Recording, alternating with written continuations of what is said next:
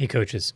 Today we're going to be taking a look at some of the challenges you may encounter as you are seeking to set an agreement or an agenda for an individual coaching session. So, one of the first challenges that you may run into would be what happens, what do you do when a client is extra talkative in a somewhat shorter session, a 30-minute session? It seems like every time you talk to this individual, it's 15 minutes in before you really know what we're talking about because they're not only talking and maybe, of course, if they're processing and they're thinking about what they really want to talk about, that's something. But maybe they're just getting too much into storytelling, into the details of the situation, and so on. Well, the idea of interrupting well, of course, comes into play here, where we want to check in with them. Hey, client's name. Before we go too far, I want to check in with you to make sure we get what you most want out of the session done with our time. And then from that point, you'd most likely want to ask something about what areas should we address out of all the things that you are bringing up here? What's most important for us to focus on with our time? Or as you are thinking about this entire situation, what do you want to take away from our conversation to help you move past where you are today? So interrupt and then focus on the result or area in order to move the conversation forward. And hopefully that will simply break them out of the storytelling and help the conversation to move forward successfully from there.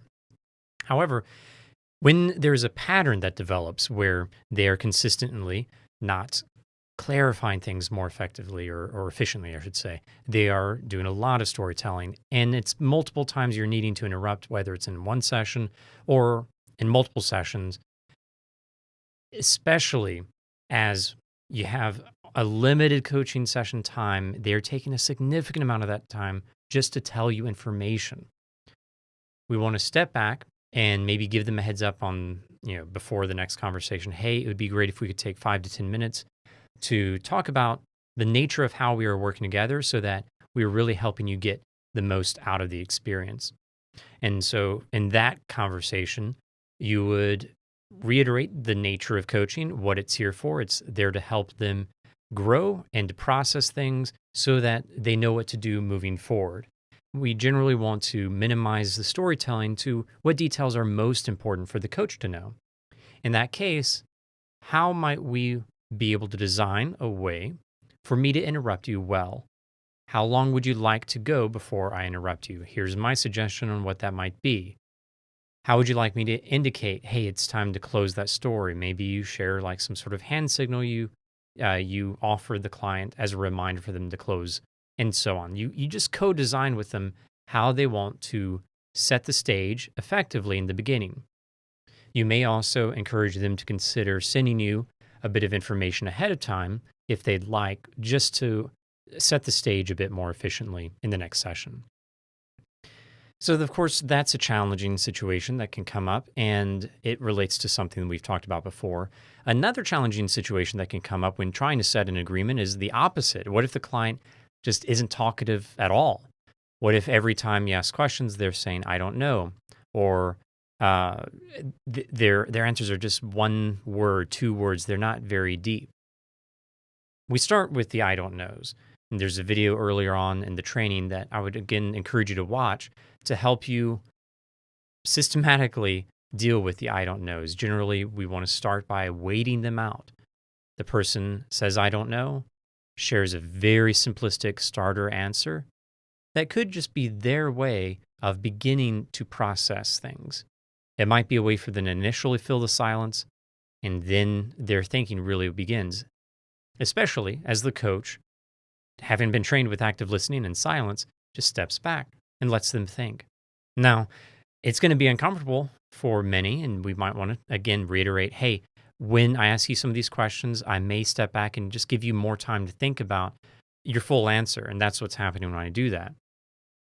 And as you hear them respond with something short or I don't know, then just step back. Coaches need to be trained and need to be open to playing that waiting game longer than a client. Even if it takes 5 or more seconds, 10 seconds, give that space. Now, if it goes too long, they may get a bit frustrated at the fact that you're not moving things forward. In that case, You may consider highlighting their lack of language, which could be interpreted as a lack of engagement, and see that kind of as a data point and to highlight that data point. Over the past few questions, I've noticed your answers are very short. And these questions are designed to help you think thoroughly about what you want out of our session today. What is making these questions difficult to answer? What is going through your mind when I'm asking these questions? What could I be doing differently to help you be able to answer these questions more effectively? And so on. Oftentimes, this scenario of them not talking much and it's kind of turning into a pattern, it may just simply be that they, even though you might have covered it before, they don't quite get what coaching is all about. So you may revisit the nature of coaching one more time now that they've experienced some of these awkward questions and help them understand why the questions exist. Another great thing to do is, as this person who's newer to coaching and they don't exactly know what to do with these open questions, as they begin to open up a little bit, and especially as they have those moments of, I guess I never really thought about it that way. Pause, highlight their work, highlight that this is what coaching is all about. Thank you for being willing to answer these questions like you have. Really commend them authentically for the work they do as they begin to open up to the coaching process. Now, finally, what if the coach is not very clear on the details, on the language? There's a lot of technical jargon this individual is sharing as part of setting the stage for the coaching session. In these moments, it is important always for the coach to be comfortable with ambiguity, to trust that the client knows what they're talking about, to be okay if I don't know what that word is that they're using about their team and about their process. I'm just going to write that down and I'm going to use that word as part of my questions or some of my observations possibly, because I trust that they know what that's all about. And I don't need to have them define every single word for me in order for me to coach them. It's part of their vocabulary, so I can use it to reflect that vocabulary back to them in my questions and observations. Next, the coach can ask, which is, I think, something that we might have covered before, but is good to bear in mind. How much information would you like to share with me that would be helpful for us to surface and put on the table in order for us to move forward? Essentially, what do I need to know as your coach in order for us to work on this topic? So whatever way you'd like to ask that question, essentially you're asking an information style question, but it's helping the client qualify what is most relevant, how much should I share? And that makes it still exploratory while helping the coach catch up a little bit. So that's a fair thing to do, especially when it's an extremely ambiguous topic. I don't think that's where the coach should start, but that is an option. And finally, we can just simply take that word and intentionally ask about the significance of that word or how they want to take what they've just said here and how it relates to what they want to see different. What do you want to see different when it comes to that word and your relationship with your team? What part of that word should we focus on with our session today? Whether it's, this really technical product that they're putting together according to this certain in-house planning process that they use. What part of that entire planning process and product development should we focus on with our conversation today? I don't need to know, how does that planning process work? Instead, what part should we focus on?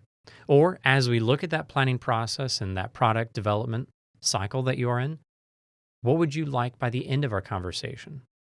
So ask questions about the significance, the areas to address, the measurable result, whatever it might be in the agenda setting process, and use that language. And just by doing that, you tend to get the information you need.